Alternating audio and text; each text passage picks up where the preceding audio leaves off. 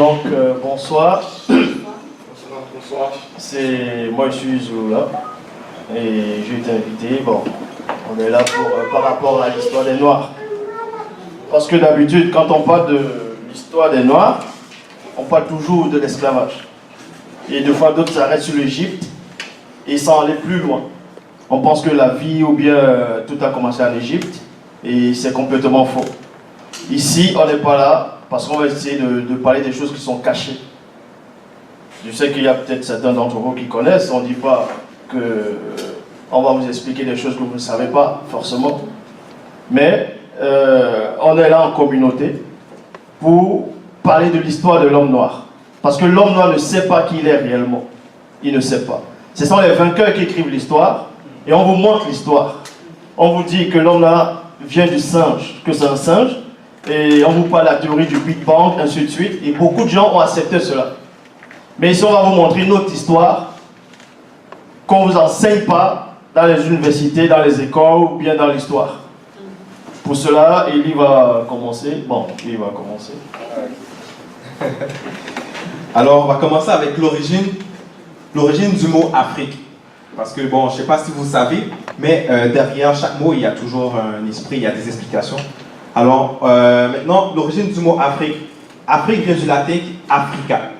Okay, comme vous pouvez voir sur l'écran. Ok. Ça vient du latin Africa. Okay, et désignait à l'origine la Tunisie. Je ne sais pas si vous connaissez la Tunisie actuelle. C'est dans le nord de l'Afrique. Okay.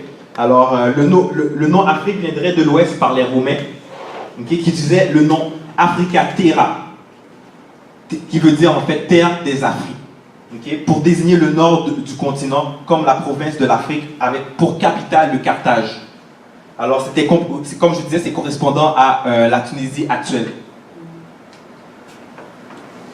Alors voilà pour au sujet de l'origine du mot Afrique. Et puis, si vous voyez bien qui est environ dans l'Afrique, si on connaît bien l'histoire, ce sont les Maghrébins qui sont des descendants arabes. C'est eux autres qui sont, on va dire, c'est eux autres qui sont dans le nord de l'Afrique jusqu'à présent. Donc, il vous a montré un peu à peu près comment nommer l'Afrique. Mais là, c'est les noms des Occidentaux. C'est les Occidentaux qui nomment des noms actuels que vous connaissez. Mais Afrique, en tout cas, dans la langue Sawa, Douala, on ne disait pas Afrique. On disait Ouassé, Ouassé qui veut dire la terre. Et le continent, c'était Mouniele. C'est comme ça qu'on nommait dans la langue ancienne. Mais avant d'entrer dans la langue ancienne, vous ne devez pas ignorer que tout a commencé. Je dis bien, quand les archéologues, quand les égyptologues parlent de l'Afrique, ils commencent toujours par l'Égypte.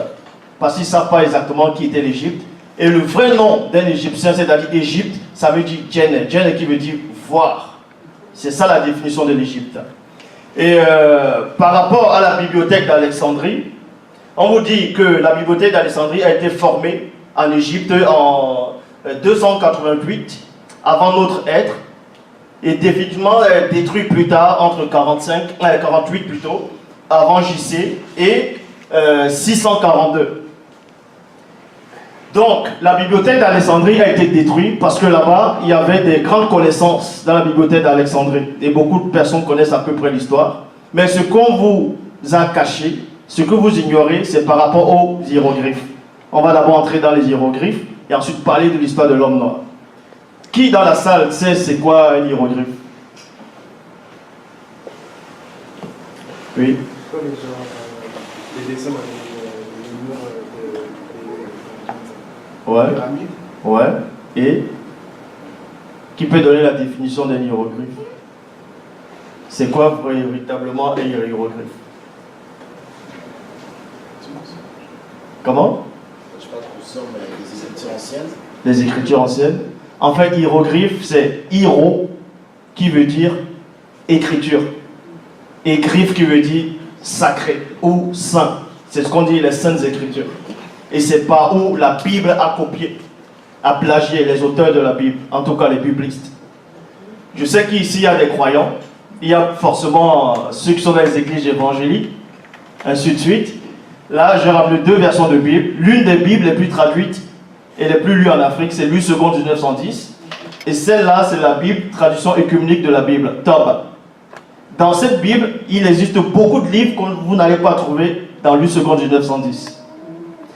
Donc ici, on va entrer dans le cœur même de tout ce qu'on venait de dire, c'était l'introduction. Et là, on va entrer dans le cœur de l'Afrique, de Wassé. Pour cela, est-ce qu'il y a des croyants dans la salle?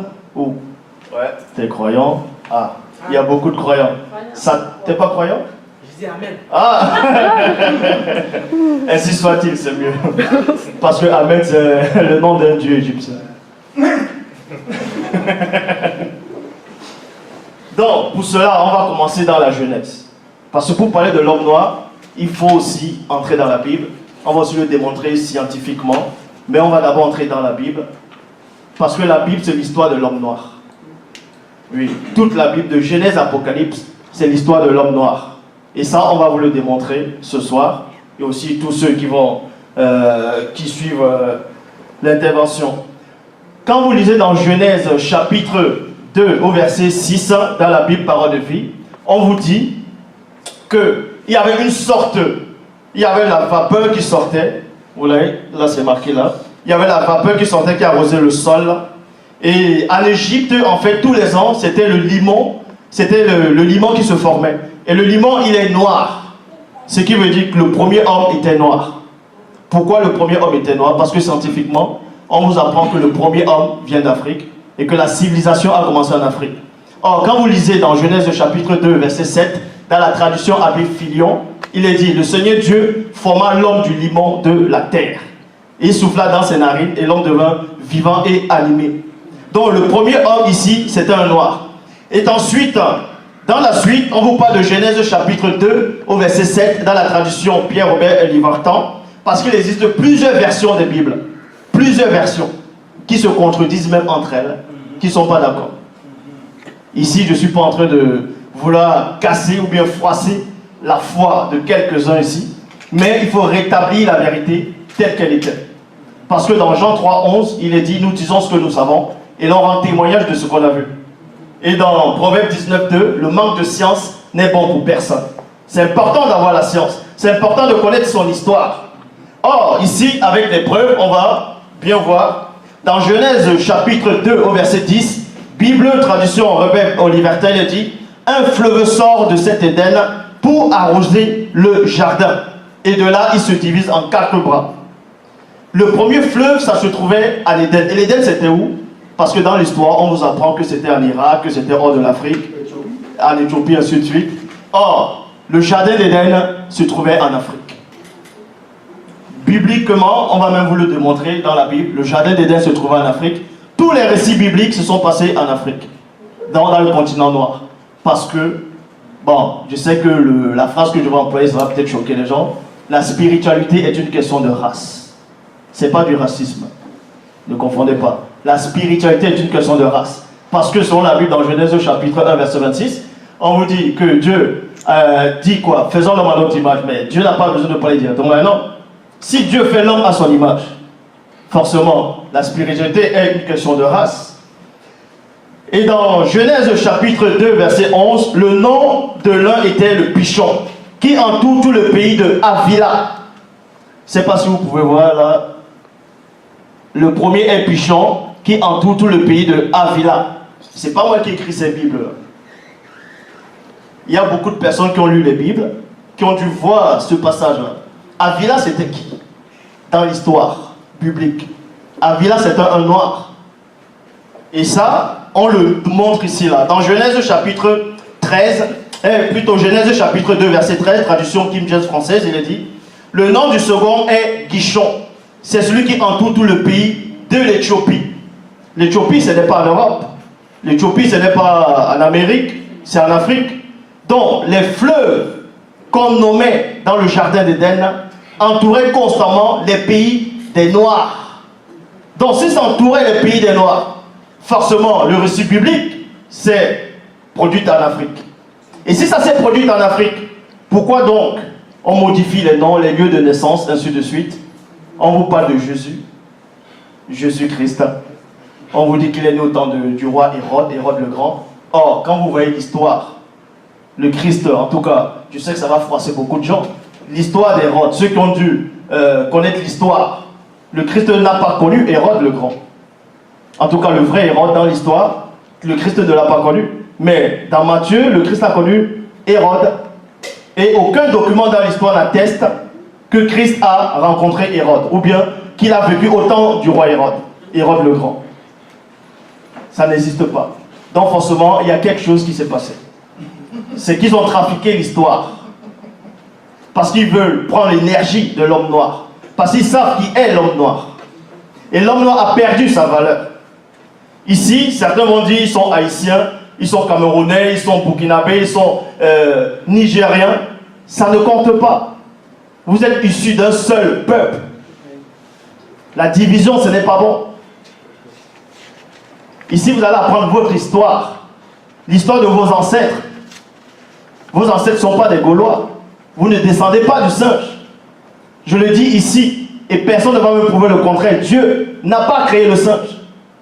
Ce n'est pas écrit dans la Bible. Certes, il a créé les animaux. Les premiers animaux qui ont vécu sur la terre, c'est dans Genèse, chapitre 1, verset 20. C'était les animaux marins, les monstres marins. Et ensuite, il y a les animaux terrestres. Dieu n'a pas créé le singe. Le singe, c'est une anomalie. Quand on regarde les poils du singe, qu'est-ce qu'on voit? Ce ne sont pas des cheveux crépus qu'on voit. Ça ressemble à quel autre Oui. Oui. Va jusqu'au bout. Dis-nous les vraies choses. Bon, on a dans les vraies choses. En gros, dans Genèse chapitre 2, verset 13, il est dit, dans la traduction King française, le nom de la seconde rivière est le Guillon. C'est celui qui entoure tout le pays de l'Éthiopie. Dans Bible Parole de vie, il est dit, le deuxième fleuve est le Guillon, qui fait le tour de tout le pays de Couche. Couche, c'est qui? Pour cela, on va voir qui est Avila et qui est Couche, toujours dans les versions authentiques, originelles. Je ne sais pas si vous voyez. Je peux entendre. Tout dit quoi? Donc, oui.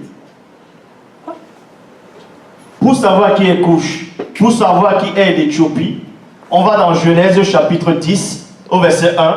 Il est dit, voici la généalogie des fils de Noé. Noé était noir.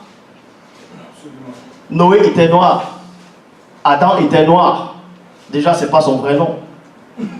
Son vrai nom, c'est Moto. Moto qui veut dire homme. Moto qui veut dire homme.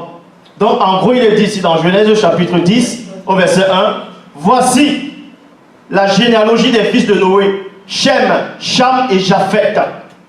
Donc, Noé avait 3 fils, Shem, Cham et Japhet. Et des racistes disent que Noé a maudit son petit-fils, Canaan, et c'est là où les Noirs sont apparus. Ça, c'est l'histoire qu'on vous apprend, mais c'est écrit nulle part dans la Bible. Ah, j'ai jamais entendu ça. Voilà, mais il y en a qui le disent. Même ceux qui sont dans le KKK, le Ku Klux Klan. Parce que Ku Klux Klan, ça veut dire sec, lumière et famille. Donc ici, pour savoir qui est l'Éthiopie, dont fait allusion dans la Genèse au début, on va dans Jérémie 13, 23. Jérémie 13, 23, dans la Bible du Sommeil, il dit, un Éthiopien peut-il changer la couleur de sa peau? Un Éthiopien. Tandis que dans la tradition écuménique de la Bible, c'est ça la tradition écuménique. Il a dit un noir à la place de l'Éthiopie. Un noir peut-il changer de peau? Bible du rabbinat français Zadok Khan, le nègre. J'aime pas dire ce mot, mais le nègre, ça veut dire noir. Peut-il changer de peau? Donc la question qu'on vous pose ici, l'Éthiopien ici c'est un noir. Et c'est celui dont on faisait allusion dans Genèse, qui entourait tout le pays de l'Éthiopie. Si ça, ce n'était pas l'histoire des Noirs, c'est l'histoire de qui alors? Si ça, ce n'est pas l'histoire des Noirs, c'est l'histoire de qui? Pour cela, on va dans Genèse chapitre 2, verset 14. Le nom du troisième fleuve est Idékel, ou le Tigre. Pour cela, vous voyez ça dans la Nouvelle Bible seconde, c'est-à-dire le Tigre. C'est celui qui coule vers la Syrie, à l'est de la Syrie. Et le troisième fleuve est l'Éphrate. L'Euphrate qui veut dire la fertilité. Je ne sais pas si tu peux montrer avec les cartes. Parce que c'est bien beau de parler, mais il faut aussi montrer les cartes que...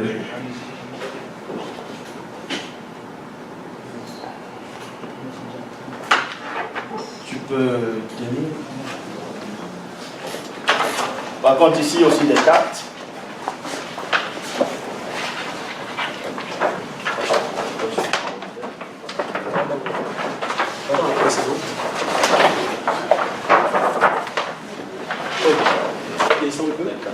Tu peux descendre un peu. Ces cartes-là qu'on a ici, c'est des cartes qui ont été faites par justement ces Occidentaux, les navigateurs. Dans l'époque, quand ils ont voulu coloniser les territoires. Et justement, c'était, vous devez savoir que c'est au fil du temps qu'ils ont commencé à changer les noms des territoires. Fait que maintenant, dans le map actuel, on va pas voir forcément tous ces noms-là. Mais quand on regarde dans les anciens maps, on va voir les noms qu'on peut retrouver dans la Bible en parlant des cartes du XVIe siècle, des cartes du XIVe siècle, du XVIIe siècle. Toutes ces cartes-là, pendant le moment où il y a eu la colonisation, c'est là qu'on peut voir le changement des noms des territoires. Si vous voyez par rapport aux maps que mon frère Marc est en train de passer, vous allez voir les noms des territoires en fait de laquelle on parle. Ça, c'est la carte du XXe siècle. Vous voyez, c'est marqué Gaza à l'intérieur et Shinar. Shinar qui veut dire Shinéa. Et Shinéa, ça se trouvait en Mésopotamie, à Babylone. Et c'était toujours l'Afrique. Donc Babylone, c'est l'Afrique. Ça n'a rien à voir avec l'Irak où Saddam Hussein disait qu'il est le descendant de Nebuchadnezzar. Donc voilà les preuves déjà. Il y a plein de cas de l'Afrique. C'est marqué là ou pas? Ouais. Vous pouvez voir ici, il est marqué Tigre. C'est le fleuve là qu'on a énuméré tout à l'heure. Idékel. Idékel, mais dans d'autres versions ils disent Tigre à la place de Idékel. Ils remplacent ça. Donc vous voyez ici Tigre. Et si tu montes un peu plus, on va voir Shinéar aussi, qui apparaît ici. Donc Shinéar ici, c'est la Babylone, là où c'était. Ouais, Shinéa, c'était à Babylone, en Mésopotamie. Et il y a des passages bibliques qui affirment cela aussi. Dans Daniel chapitre 1, verset 12, Daniel chapitre 1, verset 2, où il est dit, le Seigneur livra entre ses mains Joachim le roi de Juda, et une partie des ustensiles de la maison de Dieu. Nebuchadnezzar, d'autres disent Nebuchadnezzar, mais son vrai nom c'est Ekoto, qui veut dire couronne. C'est ça son vrai nom, le nom de Nebuchadnezzar. Et on vous dit ici qu'il est important, les ustensiles dans le pays de Shinéar. Shinéar qui se trouve dans la carte qu'on vous a montrée tout à l'heure. Donc l'histoire biblique a été plagiée en Afrique, dans l'histoire des Noirs. On va prendre l'exemple de Samson. Beaucoup de personnes connaissent l'histoire de Samson. Samson, à un moment, il était en route, il y a un lion qui l'a attaqué. Et il a attrapé le lion, il a déchiré le lion. La question que je vais vous poser, où est-ce qu'on trouve les lions en route? Il n'y a pas les lions en Palestine. Est-ce qu'il y a des lions en Palestine? C'est pas, il n'y a pas les lions, on ne les trouve pas aux États-Unis ou en Amérique quand tout le marché en route. L'histoire de Samson s'est produite en Afrique, parce que les lions se baladaient en route. Comme ils ont fait en Égypte, ils sont venus, ils ont peint les personnages, ils leur ont donné la couleur des blancs. Certains pensent que je suis raciste. Je ne suis pas raciste puisqu'on forme un groupe, il y a des métis, il y a des asiatiques, il y a des blancs, il y a de tout là-dedans. Mais il faut néanmoins rétablir la vérité telle qu'elle était. L'homme noir doit se réveiller de son sommeil. L'homme noir doit se réveiller. Et il y a des choses que je ne peux pas dire pour l'instant, qui peuvent peut-être choquer beaucoup de personnes par rapport à l'origine même. Non, je te laisse continuer. Alors, je ne sais pas si vous avez suivi jusqu'à présent qu'est-ce que Zola essaie de vous dire par rapport même à l'origine, que ce soit le premier homme et la première femme. En fait, il a passé sur le fait que déjà le jardin d'Éden s'est situé déjà en Afrique par rapport au fleuve. Ça a été montré géographiquement, que ce soit dans les anciens cartes, okay? Bibliquement parlant aussi, juste par rapport aux mots, on peut voir comme ça que Avila, c'est le fils de Couche, on est capable de voir ça dans Genèse 17, où ce que ça dit, les fils de Couche, et Couche qui veut dire Éthiopie, sont Séba, Avila, Septa, tu vois, Avila. Et puis déjà, au début, on voit que le premier fleuve, il était autour, ça passait autour du pays de Avila. Fait que déjà, les fleuves, les 4 fleuves étaient en Afrique. Leur position était en Afrique.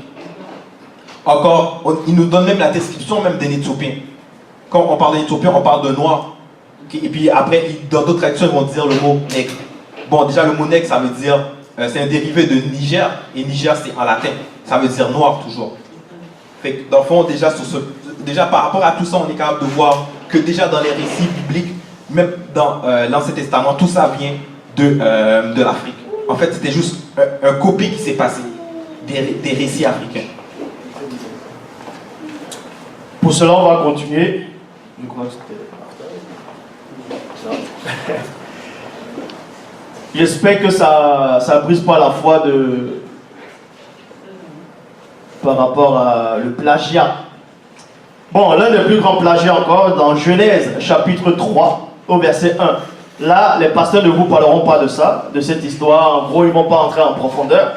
Dans Genèse, chapitre 3, verset 1, il est dit, dans Bible Parole de vie, parmi les bêtes sauvages que le Seigneur Dieu a formées, on vous dit, le serpent était le plus rusé de tous les animaux.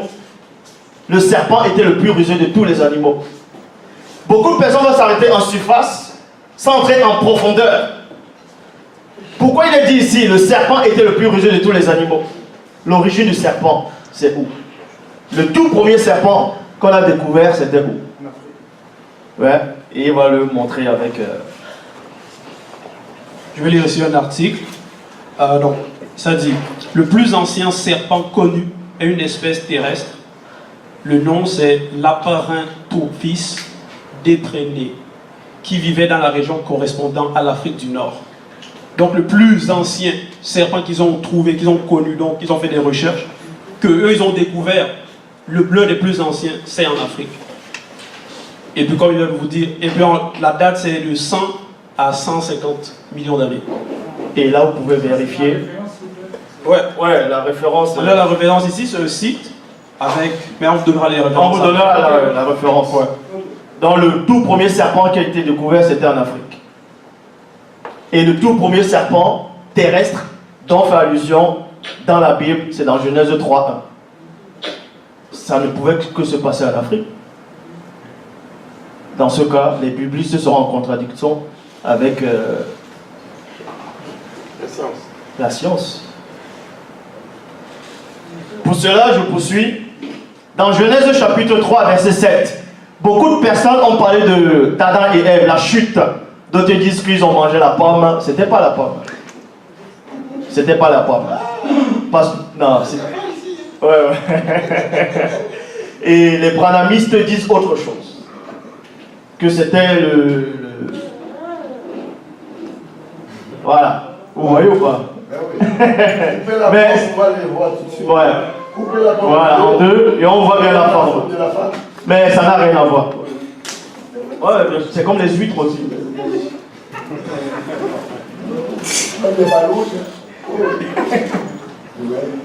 Donc, dans Genèse chapitre 3, au verset 7, les pasteurs ne vont pas vous parler de ça. Quand l'homme et la femme ont chuté, quand ils ont péché, on vous dit que l'homme a entendu la voix de celui qu'on nomme l'Éternel, il y avait Adonai Elohim. Et il s'est caché. Il a pris des feuilles, il a caché sa nudité. Mais on va entrer en profondeur par rapport aux feuilles. Genèse chapitre 3, verset 7, Bible parole de vie. Alors les yeux s'ouvrent maintenant, ils voient qu'ils sont nus. Ils attachent ensemble des feuilles d'arbre et cela les sert de pagne. De pagne. L'origine du pagne, ça vient d'où?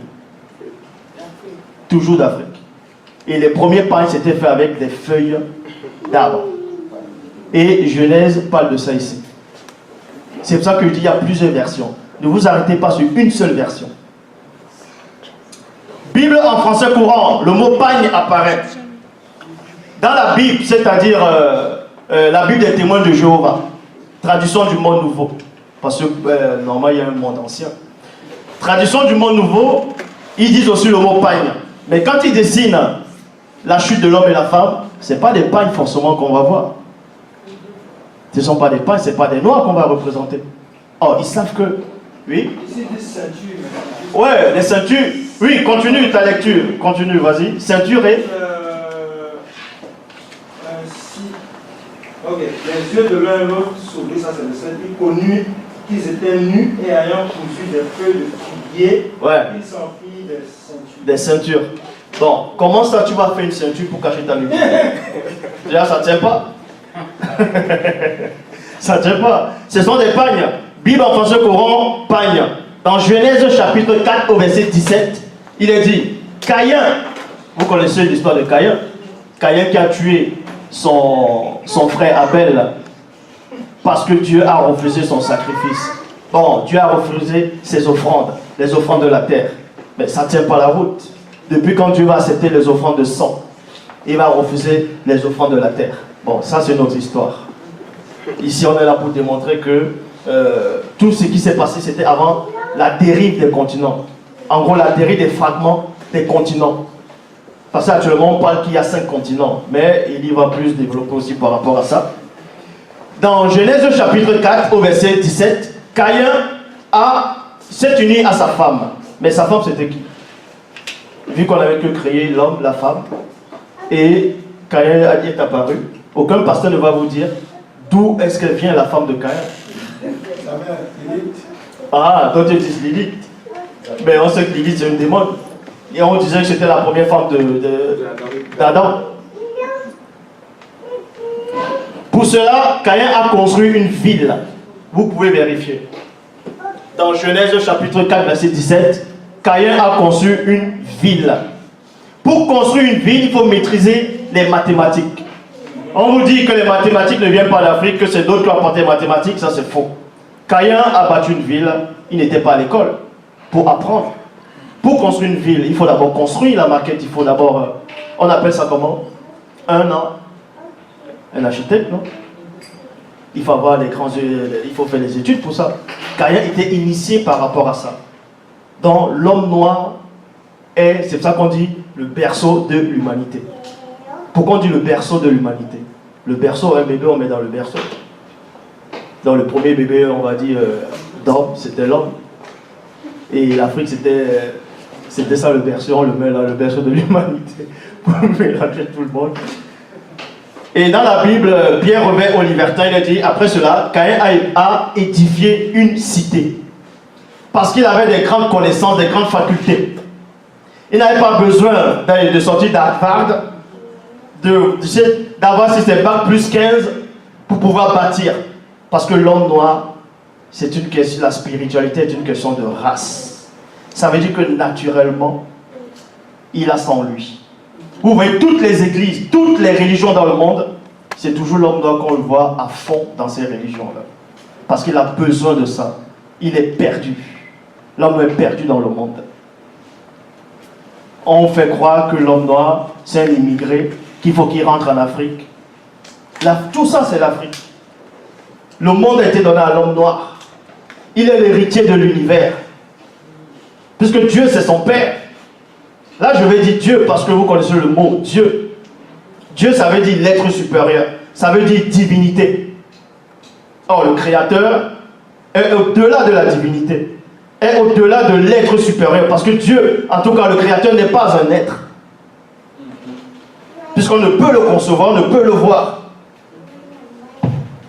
Si vous voulez réellement comprendre, toutes les entités du grand ordre des choses, ce qu'on appelle dans les Bibles actuelles classiques, les anges, mais les vrais noms, ce sont les Namololoma, pour ceux qui ne savent pas. Les anges, l'armée céleste a ce qu'on appelle l'ADN commun à tous. Et l'homme noir a été fait de cet ADN spirituel. C'est pour ça qu'il est dit, la spiritualité est une question de race. Et l'homme blanc le sait. Si l'homme blanc travaillait comme l'homme noir, dans les champs de coton, dans les cacao, il ne serait plus là. Il ne serait plus là. C'est pour ça qu'ils avaient besoin de l'homme noir. Voilà. Parce que c'est un travailleur, c'est un dur. Et dans Genèse Dans la cosmogonie, c'est une autre version, traduction Fabre Olivette, la cosmogonie. Dans Genèse chapitre 4, verset 17, il est dit, Caïn a édifié un circuit sphérique, une enceinte fortifiée. Vous pouvez taper la définition, vous allez voir qu'il y avait de l'électricité dedans. Donc, il connaissait le mystère de l'électricité. Il a bâti tout ça, tout seul. Bon, avec ceux qui étaient là avec lui. Et dans Genèse chapitre 8, au verset 4, dans l'U seconde 1910, l'une des versions les plus traduites au monde, on vous parle du récit de Noé. On vous parle de l'histoire de Noé. Il est dit, le 7e mois du 17e jour du mois, l'arche s'arrêta sur les montagnes d'Ararat. Et c'est ce que les archéologues essaient de vous dire à chaque fois qu'on a retrouvé l'arche, les anciens, sur le mont Ararat. Et il va vous expliquer c'est où se trouve le mont Ararat. Ok. Fait que pour ceux qui ne connaissent pas en fait où est le mont Ararat, si on regarde par rapport à le map actuel, vous allez voir que le mont Ararat, c'est à côté de la Turquie. On peut le voir ici en fait. Et c'est en Europe. Mais ça ne fait pas partie de l'Union européenne. Mais c'est dans l'Europe. Et puis, on s'entend que là, on parle de l'histoire des Noirs avant la dérive des continents. Je ne sais pas si entre vous, vous savez comment les montagnes se forment. En fait, les montagnes se forment à cause des plaques tectoniques. Fait que dans le fond, avant la dérive des continents, il n'y avait pas tout ça. Il n'y avait pas de montagnes. C'était un terrain. Il n'y avait pas de montagnes, en fait. Donc, et puis la Terre, c'était un seul continent. Voilà, comme il a expliqué tout à l'heure, au départ, c'était un seul bloc. Avant la notion de la dérive des fragments du continent. Parce que eux, ils jouent avec les mots, ils disent la dérive des continents. En réalité, on ne dit pas les continents.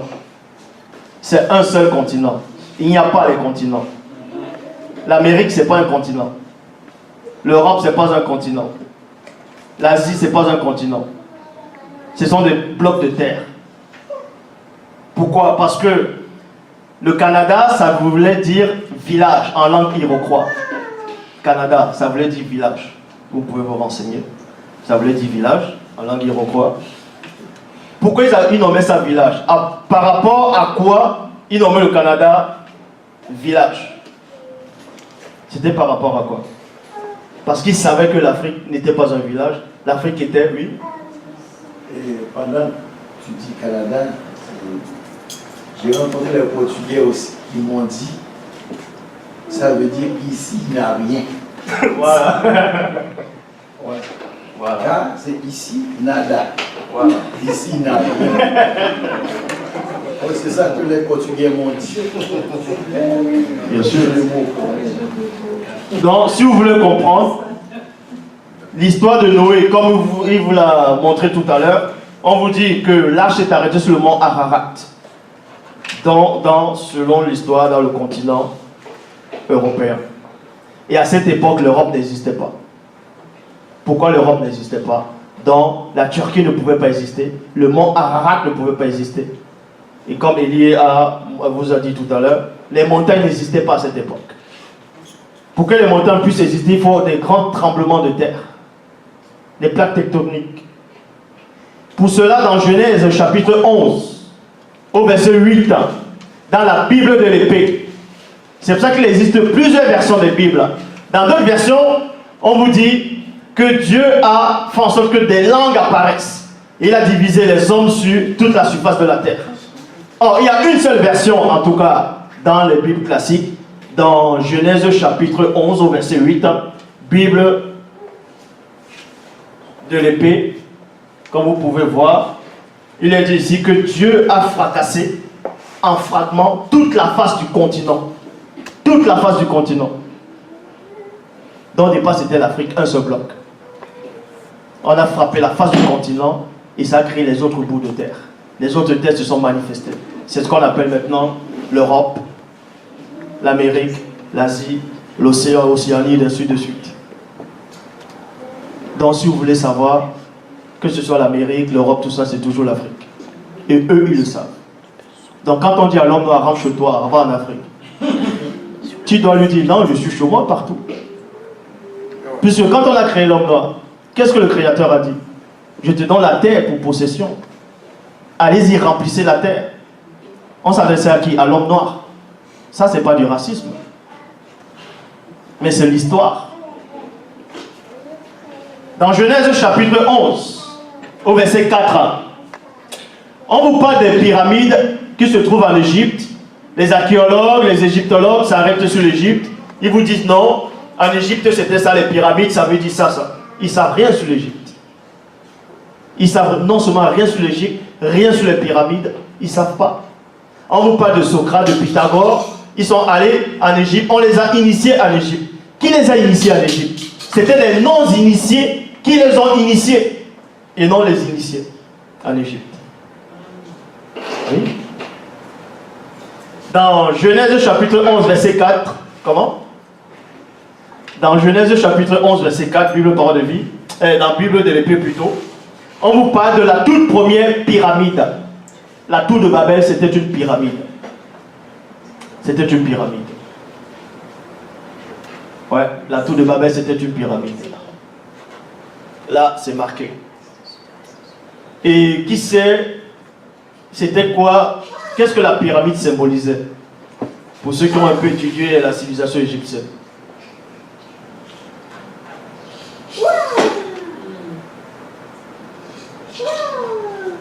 Non?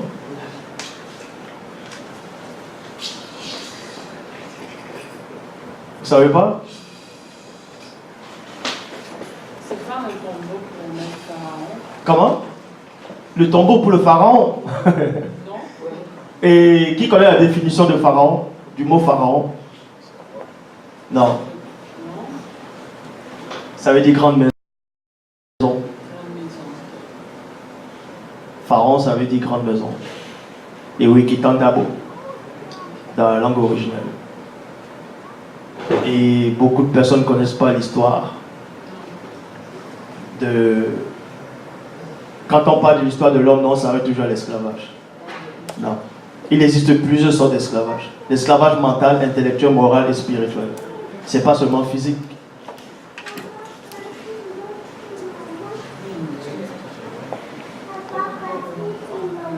Maintenant, s'il y a des questions, ou si vous n'avez pas compris depuis le début, par rapport à... Il y a un guerrier là-bas, là. Tu as une question?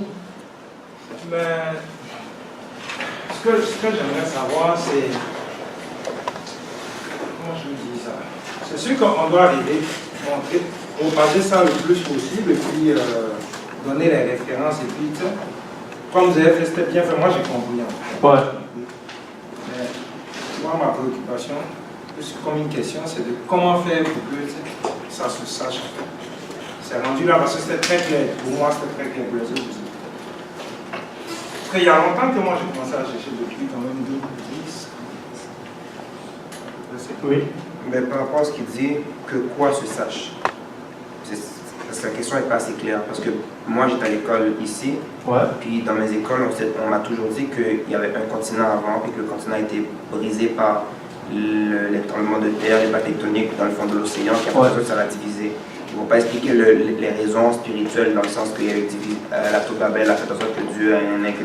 Ils vont dire que c'est naturel et que ça s'est divisé. Maintenant, par rapport à qui vivait sur les continents, ça, ils décident de ne pas en parler parce que ils décident de ne pas en parler. Qui décide de ne pas en parler? Le monde qui prend les enseignements, ils vont juste dire qu'il y avait un continent, ça s'est divisé, puis après ça, ouais, bien sûr, bien sûr. Réaction de... Mais la peur, c'est que le monde savent qu'il y avait un continent. Ouais. Maintenant, c'est la question, pour répondre, mais pas pour répondre à la question, mais pour poser la question par rapport à sa question, c'est qu'est-ce qui doit être divulgué? Et il va te répondre. Il demande ta question, c'est divulgué par rapport à quoi? Moi, Oui. en fait, ce que je dis, il faut enlever la confusion chez les gens parce que la plupart des gens, moi j'ai visité beaucoup d'églises, même des mosquées ailleurs, la plupart des humains, surtout le groupe africain, là, d'abord 95% au moins ne connaissent pas l'histoire. On était endoctrinés. Donc, comme le monsieur l'a dit, le gens va savoir, il faut, comment dire, il faut défaire ce esclavage mental, il faut que ça soit propagé. Parce que moi, je sais que c'est la vérité. Dans ma vie, on ne va jamais de m'excuser d'être un saint. Et là, ça me frustre, tu comprends?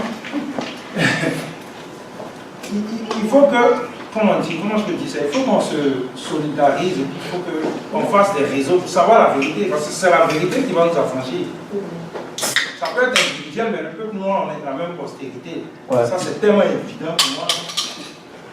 Maintenant, Donc, c'est ça, c'est de s'organiser et puis de poser des questions, de faire comme avec Marc qui m'a vu au micro, c'est de faire des réseaux, de propager comme ça. Tout le monde connaît la vérité. Tu sais, chacun se croira plus de.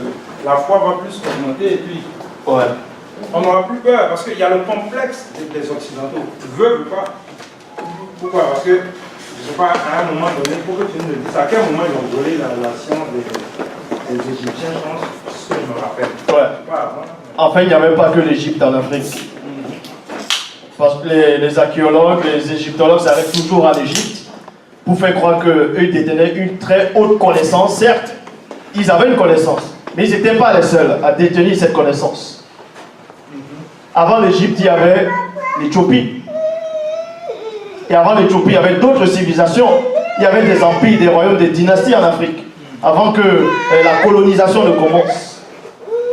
Avant que l'esclavage ne commence, il y avait déjà des empires. Il y avait de la haute technologie en Afrique. 6 avancées. Regardez la preuve. Quand vous voyez en Égypte là, il y a les pyramides que vous voyez. Il y a le sphinx qu'on représente. Le sphinx est mal représenté.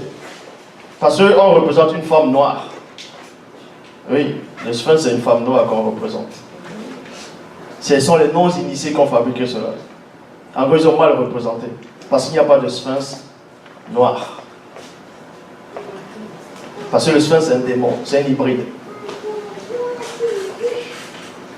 Je ne sais pas si on ne va pas trop entrer là-dedans. Mais par rapport aux pyramides que vous voyez en Égypte actuellement, par rapport aux pyramides que vous voyez actuellement, il y a les Blancs actuellement, les scientifiques n'arrivent pas à savoir comment ils ont fabriqué les pyramides. Jusqu'à maintenant, c'est ça qu'ils disent, parce que d'ici les esclaves. Ouais, c'est ce que j'allais dire. Ouais. Ça, c'est les colonies. Parce qu'il y en a des pyramides au Soudan aussi. Ouais. Ils parlent seulement de l'Égypte, il y en a Ouais. au Soudan aussi. Même les Mayas, les Et civilisations aussi, mayas. au Soudan, il y en a plus de pyramides qu'en Égypte.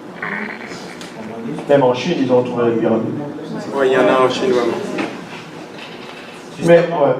Et maintenant, oui, vas-y. Justement, c'est pour ça que tu as dit tout à l'heure qu'il y avait une terre. C'est pour ça qu'il y en a en Chine aussi. Quoi, Ouais. parce que c'était une Voilà. terre. Voilà. Et les C'est là premiers que ça- Chinois, c'était des Noirs. Ah, ça, Ouais, il y a des photos qui prouvent ça. Yeah. Ils ont les yeux bridés, tu les vois comme les anciens films Shaolin, c'était des Noirs pareil. Mais non. Et maintenant, ce que vous ne savez pas, c'est quoi? C'est que les pyramides que vous trouvez en Égypte là, actuellement, à cette époque, personne n'arrive à expliquer comment ils ont fait pour fabriquer cela, mais ce sont les non-initiés qui ont fabriqué ces pyramides-là. Les Noirs non-initiés. Donc imaginez la technologie des initiés, oui. Pourquoi avoir pris, pour donner au sphinx que tu disais, pourquoi avoir pris ce sphinx, le sphinx pour pouvoir représenter la femme noire? Pourquoi avoir pris un sphinx? Voilà, parce que c'était les non-initiés à cette époque qui vivaient en Égypte. C'était tous des Égyptiens, mais à l'époque, eux c'était des adorateurs. Ils adoraient des faux dieux, ce qu'on appelle les faux dieux, dans les anges déchus. Ils adoraient aussi les démons. Donc ils représentaient ces démons-là. Le sphinx c'est un démon, mi-femme, mi-animal. Ça c'est l'hybridation. C'est comme ce qu'on appelle Mami Wata. C'est un démon ça. C'est une démone. Donc le sphinx c'est une idole, en gros.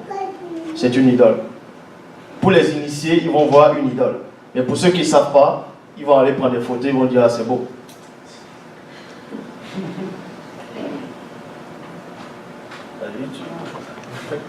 Ouais, en fait, pour continuer, en fait, il n'y a rien de nouveau sous le soleil. Même jusqu'à présent, on peut voir, il y a certaines représentations par rapport à des statues qui sont sculptées, où ce que les personnes vont s'agenouiller dessus. Je ne vais pas donner vraiment de nom par rapport à ces statues-là, mais je pense que vous savez, il y a des statues, il y a des affaires qui sont fabriquées en pierre, en bois, où ce que le monde se prosterne devant et puis vont prier, tout ça. En fait, tout ça, ils ont pris ça en Afrique, ils ont pris ça par rapport à ce que les non-initiés faisaient. Et c'est pas nouveau, en fait. C'est vraiment pas nouveau. J'ai une question qui me revient. Tantôt, il y a quelque chose qui était intéressant. On parlait de l'Empire romain, quelque chose a été changé. Par rapport à la date, par rapport à la Bible, ils ont modifié. Hérode? Oui. Est-ce qu'on peut avoir plus d'éclaircissement s'il vous plaît? Ok. En fait, si on parle à propos de Hérode, ok, il y a des traductions bibliques qui vont parler de Hérode.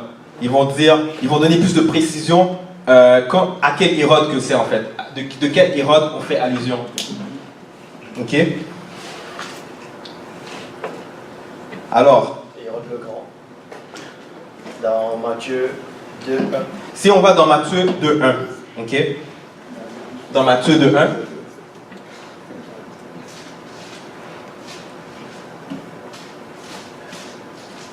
Yes.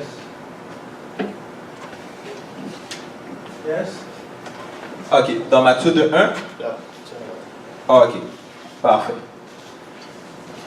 Dans Matthieu 2:1, si on va dans la Bible de la liturgie, ça va dire Jésus était né à Bethléem en Judée au temps du roi Hérode le Grand. Ça veut dire Hérode le Grand. Et ça veut dire or, voici que des mages venus d'Orient arrivèrent à Jérusalem. Alors maintenant, si on va encore même dans Bible Parole de vie, ça va dire la même chose. Ça va dire Jésus naît en Bethléem en Judée au moment où Hérode le Grand est roi. Ça veut dire au moment, il vivait. Dans la Bible, il nous fait comprendre qu'il vivait. Oui. Et roi. Alors des sages vinrent de l'Est et arrivèrent à Jérusalem. Maintenant, si on va par rapport à les recherchistes, ceux qui étudient l'histoire, ceux qui vont étudier par rapport à les preuves, les archives qui va démontrer en fait compte genre l'existence d'une personne, eux autres qui vont dire Hérode le Grand, qui est fils d'Antipater, est né à Escalon en 73 avant JC et mort à Jéricho 4 ans avant JC. Alors, regarde bien, j'arrive. En fait, ça dit, regarde bien, on dit que JC est né à Bethléem au temps du roi Hérode. Ok? Ça, c'est ça qui est écrit dans les Écritures saintes, du roi Hérode. Et c'est dit Hérode le Grand. Quand tu regardes dans l'histoire normale, ça dit Hérode le Grand est né en 73 avant JC et il est mort 4 ans avant JC.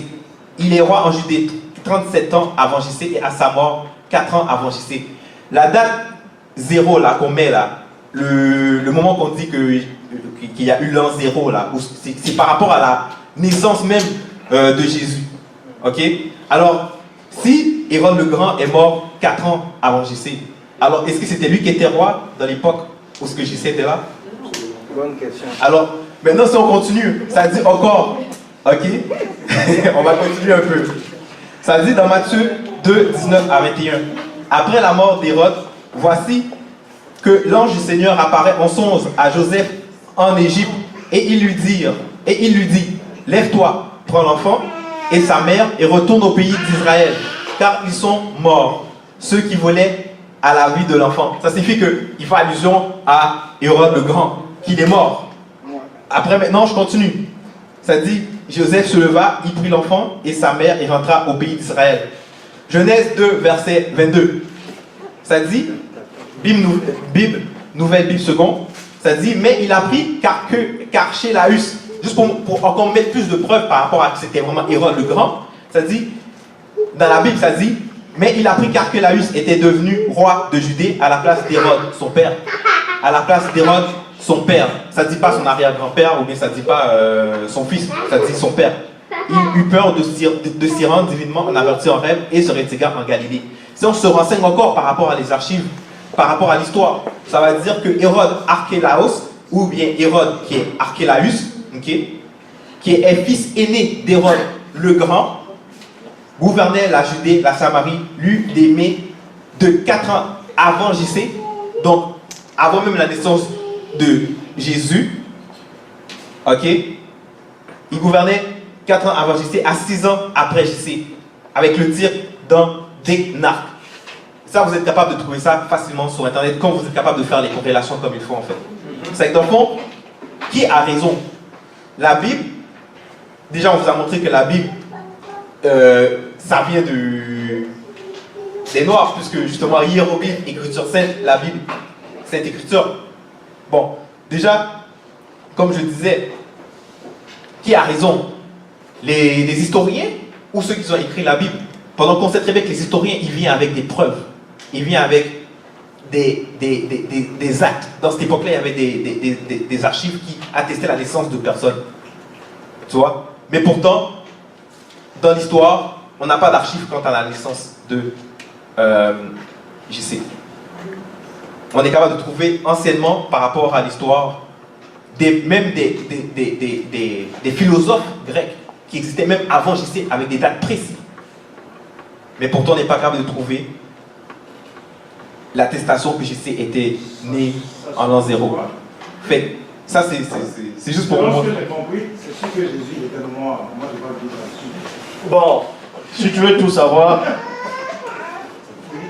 Jésus n'a pas existé. Mais le vrai Christ a existé. C'est la différence. Ok, là, je suis d'accord. Ouais. Parce que le Jésus blanc aux yeux bleus, c'est César de Borgia. C'est celui qu'on a inventé, on dit qu'il est arrivé il y a 2000 ans. Et quand tu vois les autres Christ antérieurs, il y a Osiris. L'histoire d'Osiris remonte, est plus ancienne que la Genèse même, que la Torah. Donc qui c'est qui a plagié? Qui a copié?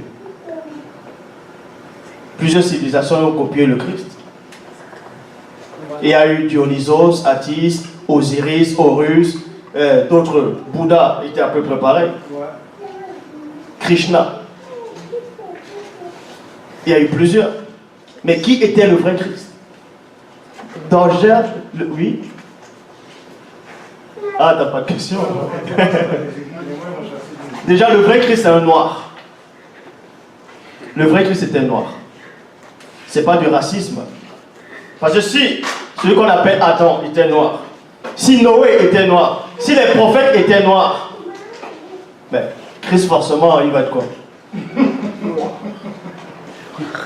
Il va être noir. Jusqu'à présent, il n'y a aucun pasteur qui m'a prouvé le contraire. C'est le même ADN.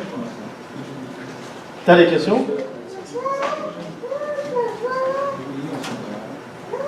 C'est quoi la différence entre Christ et Jésus-Christ? Bon, le Christ, ça veut dire ouin. David, lui aussi, c'était un Christ. Christ, ça veut dire ouin. Ça veut dire ouin. Mais parmi les oins, c'est pour ça qu'il a dit, ne touchez pas à mes oins, ne faites pas du mal à mes prophètes. Dans tout ce qu'on, en gros, un roi, quand on va choisir, quand on va le oindre, c'est un Christ. C'est ce qu'on appelle un oint.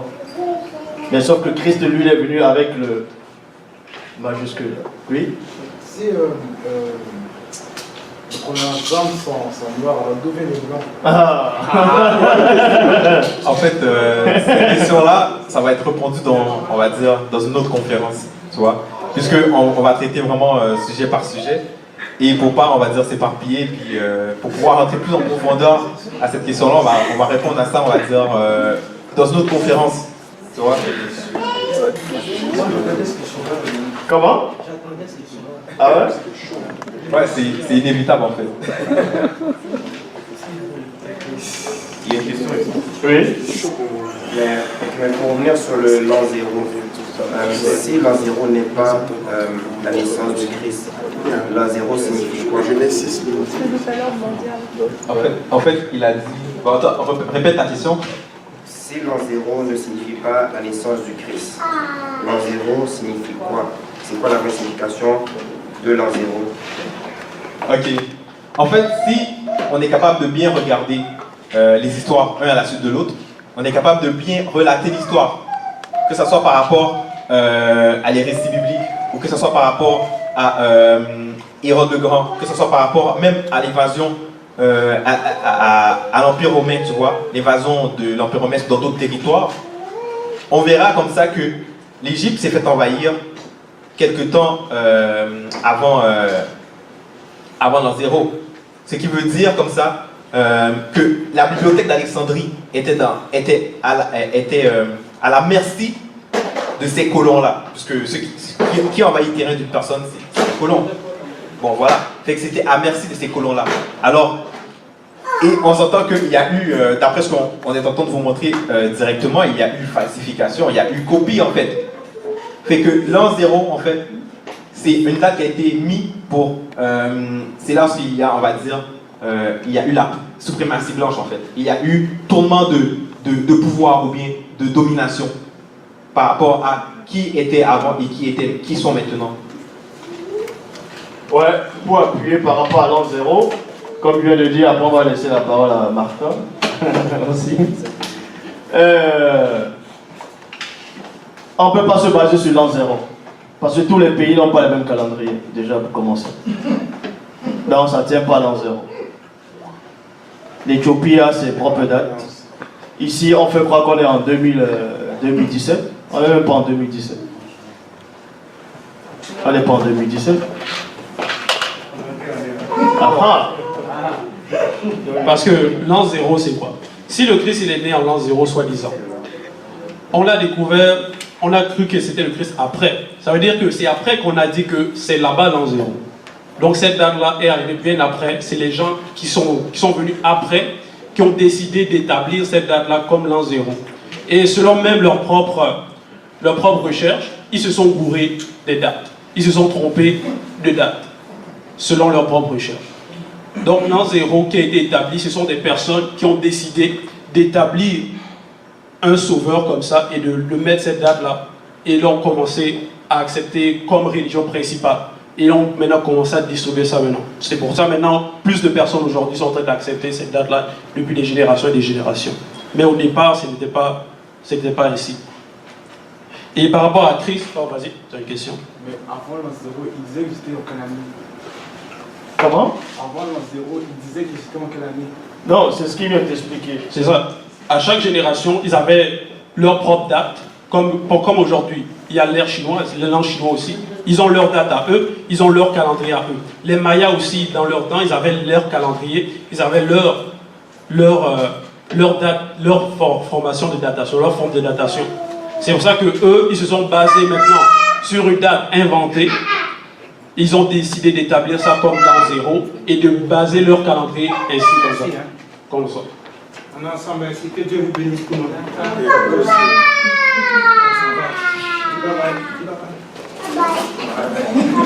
Merci, hein. C'était vraiment. T'es pas seul, hein? On est ensemble. Ouais.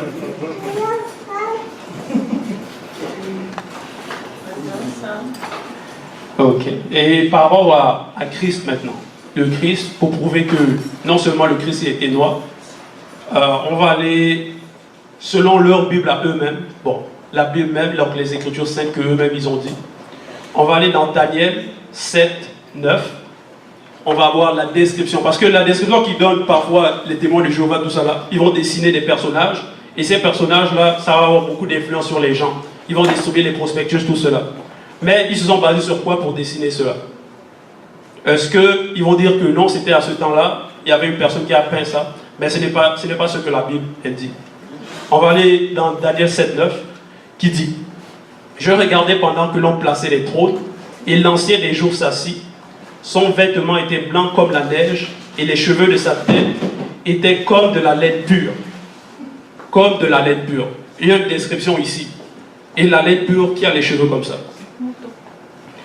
La laine pure, c'est comme les poils des moutons qui n'ont pas été travaillés. C'est pour ça qu'il est précisé ici pur. Donc il n'a pas été traité encore. Et ce sont les noirs qui ont ces cheveux-là. Pourquoi ils ne sont-ils pas basés sur la description qui a été donnée, mais ils se sont basés sur d'autres formes d'invention? C'est ça la question. Et la description qu'on voit ici du Christ, c'est aussi les mêmes descriptions qu'on montre des anges dans les Bibles actuelles. Ils ont des cheveux crépus. Et c'est les descriptions qu'on voit dans la Bible actuelle même. C'est pour ça qu'il a été dit que la spiritualité est une question de race. Parce que là, c'est le Christ, c'est le spirituel qu'on a te présenté. Il a des cheveux crépus, la laine pure. Et quand vous lisez même d'Apocalypse chapitre 1, verset 1 à 18, on donne la description de l'entité, de l'être supérieur qui est apparu à Jean Ali de Patmos. Et beaucoup de personnes, même Malcolm X, ont cru que c'était le Christ qui est apparu à Jean Ali de Patmos. Oh, c'était un ange. Aussi. Donc, en fait, ne vous étonnez pas de ce qu'on dit, en fait. Ce qu'on vous raconte, en fait, c'est... depuis l'ère, c'est comme ça, tu vois. Par rapport à les inventions même des Noirs. Ça a été pris du Noir et ça a été copié. Il y a plusieurs choses qui ont été copiées. Fait que si on vous montre, en fait, genre, que les écritures, ils ont été copiés, il ne faut pas se douter de ça, parce que, justement, même les preuves sont là. Tout a été pris de l'homme noir. Et c'est pour ça aussi que je souligne même qu'est-ce que Zoula dit.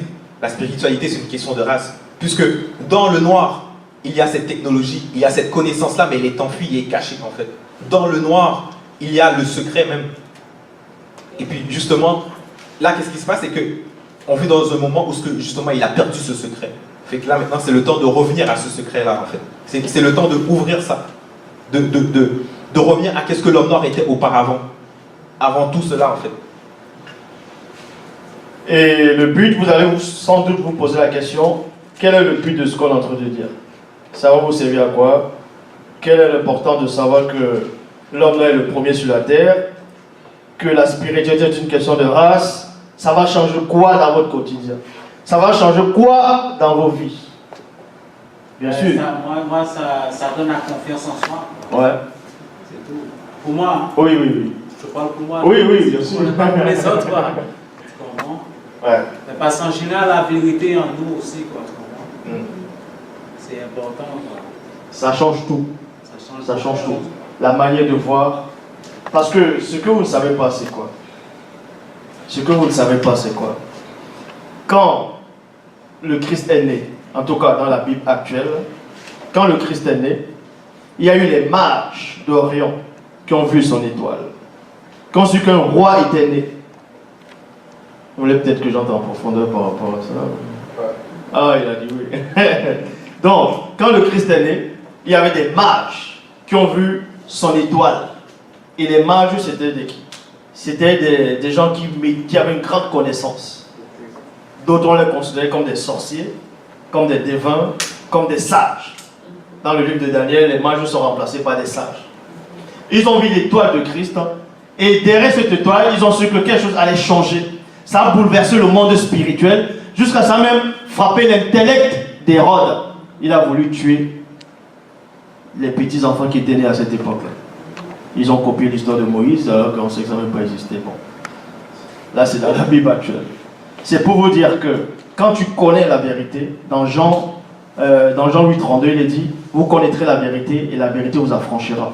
Ça veut dire, dès que tu connais la vérité, dès que tu connais ton histoire, il y a quelque chose ici qui va s'affranchir dans l'air. Ah oui, parce que tu fais partie de la terre aussi. Une fois que tu as affranchi, une partie aussi est affranchie. C'est un combat spirituel. À chaque fois que vous allez, la vérité va se propager. Vous allez voir qu'il y a aussi d'autres noirs qui vont faire d'autres formes de combat par rapport au franc CFA, qu'il faut libérer, qu'il faut chasser le franc CFA. Parce que quand vous allez vous libérer spirituellement, ça va aussi libérer les autres. Parce qu'il y a un combat spirituel qui se déroule. Donc les autres aussi, ils vont se libérer. Ils vont progresser en intellect au fur et à mesure. Donc c'est important de connaître votre histoire. C'est important de connaître la vérité sur vos origines. Donc si vous voulez savoir,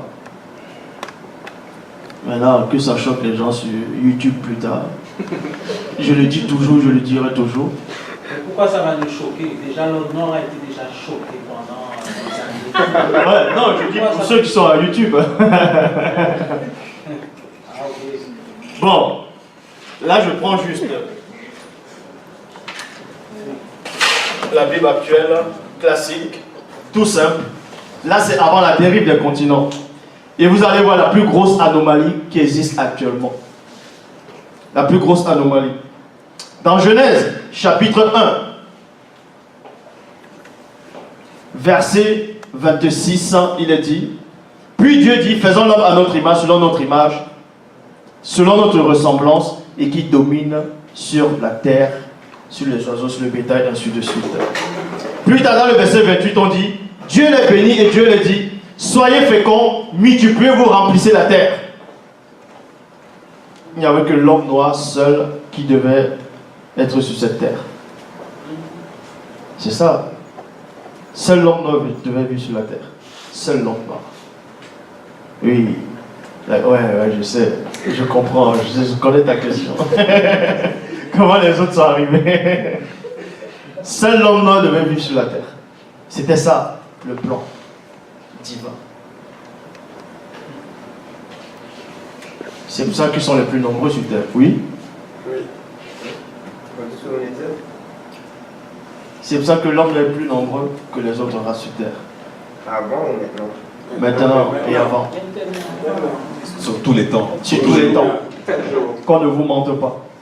Mais quand il parle des pays en Asie de l'Est... Non, ça c'est faux. Non, c'est faux.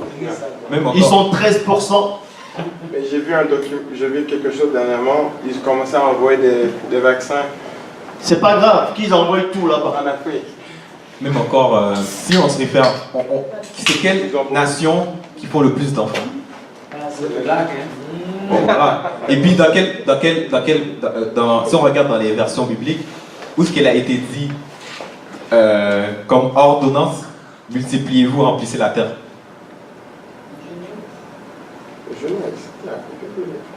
Genèse 1, 28.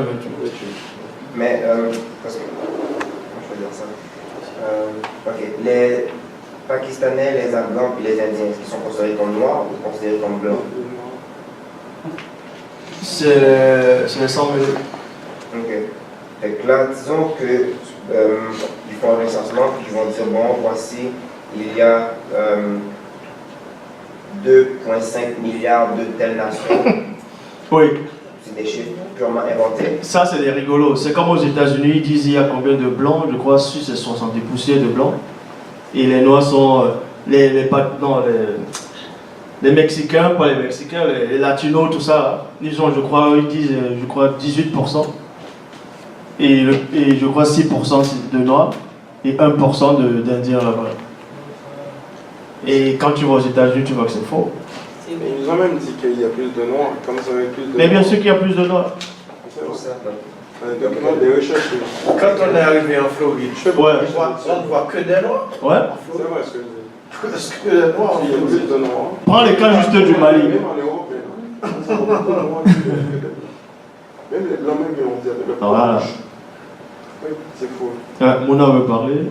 Donc, s'il n'y a pas plus de noirs, pourquoi à TVA, il y a 3 semaines, ils ont dit d'ici l'an 2040, le Canada sera noir?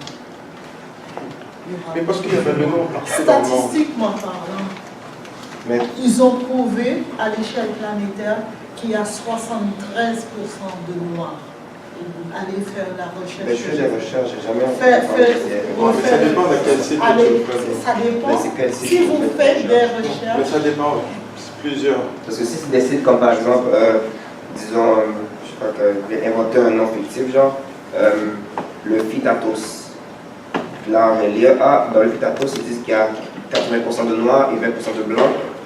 Je veux dire, c'est basé sur quelle source? Voilà. N'importe qui pourra venir dire, voilà. Bon, mais moi je pourrais arriver demain puis je fais un site, je l'appelle le Chaditos, puis je veux dire qu'il y a 80% de Chinois, puis 10% de Blancs et le reste c'est des métis. Je veux dire, la source elle est où? C'est ce qu'ils appellent le recensement, deux fois. Donc, ils vont compter les gens en fonction des gens qui ont ce qu'on appelle les papiers. Et les sans-papiers. Les immigrés noirs qui sont un peu partout, on les compte comment? Pour les compter, il faut les nommer, il faut connaître les noms, les présenter, on va les nommer comment? Regarde juste le Mali. Tu vois le Mali en Afrique. Le Mali est 6 ou 7 fois la France. La taille. Non, la France, elle est... Et on te dit même que soit le pays le plus peuplé en Afrique, c'est le Nigeria. Partout où tu vas, il y a des noirs. J'étais partout déjà. Il y a des noirs partout. Et ce que vous dites, c'est qu'ils sont plus nombreux que ce que j'apprends dans mes cours, qui dit qu'en Asie, il y a plus, c'est là où il y a le premier berceau, en Asie, pas de berceau de création, mais berceau de peuplation. Dans le sens qu'il y a un tiers en Asie de l'Est et Asie du Sud, puis après ça, ce serait l'Asie de l'autre côté, puis après ça, ça serait vers l'Afrique, puis l'Europe, etc. Voilà. Maintenant, quand tu parles de l'Asie, tu dois savoir qu'en Asie, il y a beaucoup de peuples. Parce que quand on parle de l'Asie, on va automatiquement penser l'asiatique. Il n'y a pas que eux qui sont en Asie. Non, justement, c'est pour ça que je dis en Asie, mais en Asie, on ne va pas vraiment retrouver les Noirs. Quand tu vas en Inde. C'est pour ça que j'ai posé la question, est-ce que les Indiens, est-ce que les Pakistanais sont considérés comme noirs ou comme blancs? Voilà. Ils sont considérés comme des métis. C'est pour ça que tu as nommé le nom indien ou pakistanais. Oui. Or, il y a des noirs là-bas qui ne sont pas pakistanais, qui ne sont pas indiens. C'est comme en Australie. Il y a les aborigènes là-bas, ils appellent ça aborigènes. Il y a des noirs là-bas aussi. Non, c'est l'histoire des vainqueurs, ceux qui écrivent l'histoire, ceux qui donnent les chiffres, ainsi de suite. Ils vont dire l'homme a marché sur la lune aussi, non? C'est normal aussi, l'homme noir les dérange aussi. L'homme noir va toujours déranger aussi. Ouais. On les dérange. L'homme noir est le plus nombreux sur la terre. Ouais, seulement, on peut pas. Pourquoi est-ce qu'on. Bon, le monde va passer le contraire. C'est l'effet médiatique. C'est l'effet médiatique en fait. Même encore dans l'époque même de. Comment je dirais ça? Pourquoi est-ce que les Noirs ne font rien en fait? Ça c'est une question qui doit venir. Pourquoi les Noirs ne font rien s'ils sont plus nombreux sur Terre? La question qu'il faut se demander, pourquoi est-ce que les Noirs n'ont rien fait dans l'esclavage quand il y avait peu de Blancs qui devaient les mater? En fait, c'est une question. C'est une question psychologique en fait. Le Noir n'est pas, on va dire. Bon, quand je dis qu'il n'est pas, on va dire, guerrier, c'est pas qu'il n'est pas fort ou bien qu'il ne va pas se battre, c'est qu'ils ne sont pas portés à aller faire la guerre. Ils sont plus pacifiques pendant que. Voilà. Tu vois, fait que, là, qu'est-ce qui se passe, c'est que eux autres, avec tout ce qu'ils ont pris, toute la connaissance qu'ils ont volée en Afrique, ils ont maté, ils ont fait en sorte que ces Noirs-là puissent rester captifs. Et là, maintenant, cette guerre-là se passe plus du côté médiatique. Ils vont montrer, en fait, compte que la majorité, c'est qui? C'est eux autres.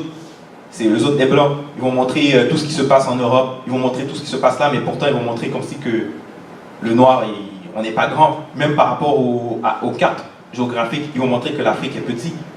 Mais pourtant, on sait très bien que, regarde, l'Afrique, si on fait des recherches, ça a une superficie énorme. Tout ça, c'est l'effet médiatique. C'est fait pour pouvoir rendre l'homme noir petit dans sa tête. Pour faire en sorte qu'on comprend qu'on est en minorité. C'est pour ça qu'on nous appelle même minorité visible.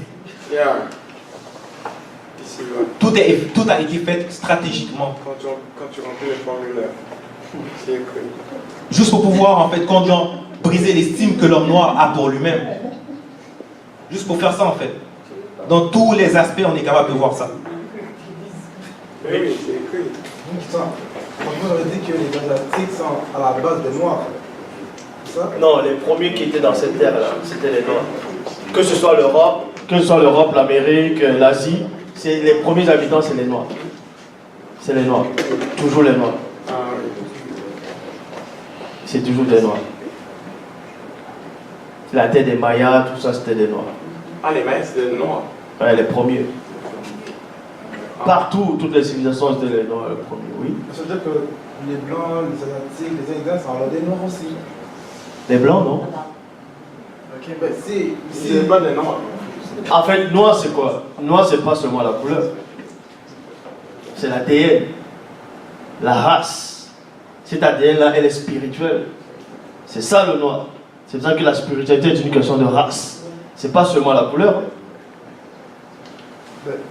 Oui. Comment dire? On va dire que nous, on est 100% noirs parce qu'on a des ADN, comme des Haïtiens, on a des ADN espagnols plutôt. Moi, je suis 100% noir, moi. Moi aussi.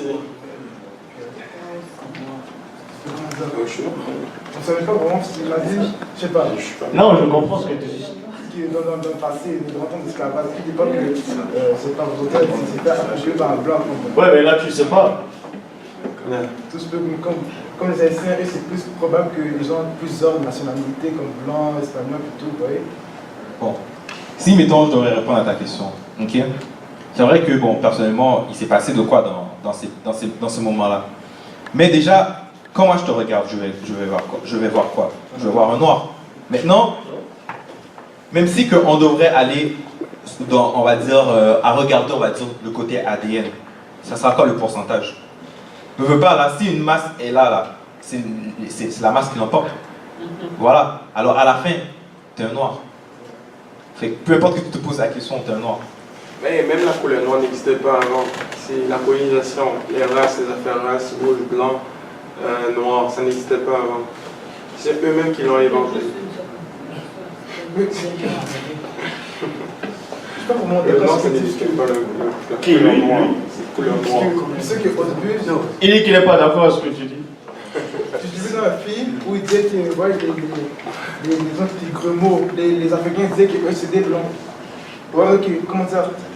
Ouais, non, comme les gremots là. Comme exemple, comme nous, c'est un peuple, on aurait dit qu'elle c'est une blanche, vous voyez? Je suis pas blanche. Oui, elle, là-bas, on dit que c'est des blancs, on ne les aurait pas aimés. Toi, quand les blancs venaient d'arriver, on les disait que c'était des blancs, vous voyez?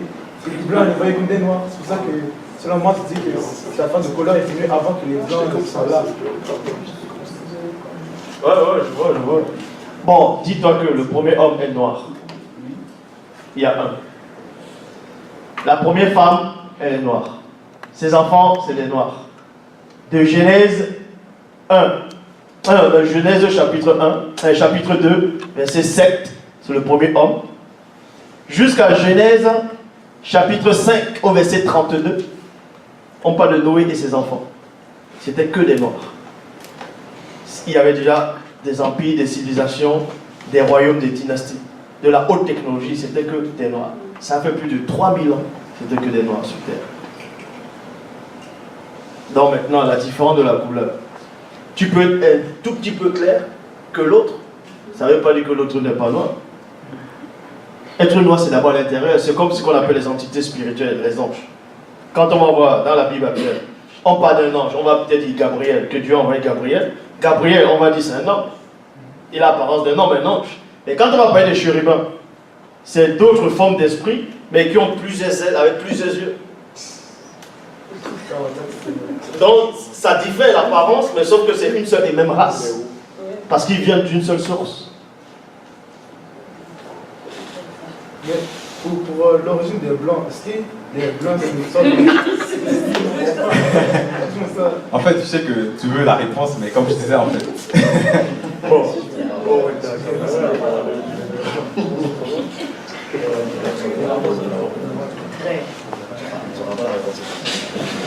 Et il a une question.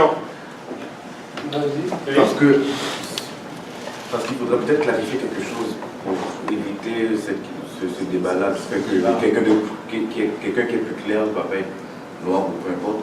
Parce que ce que j'avais recherché, ce que j'ai trouvé qui était bon à savoir, c'est qu'avant, on n'appelait pas l'homme noir un noir ou non.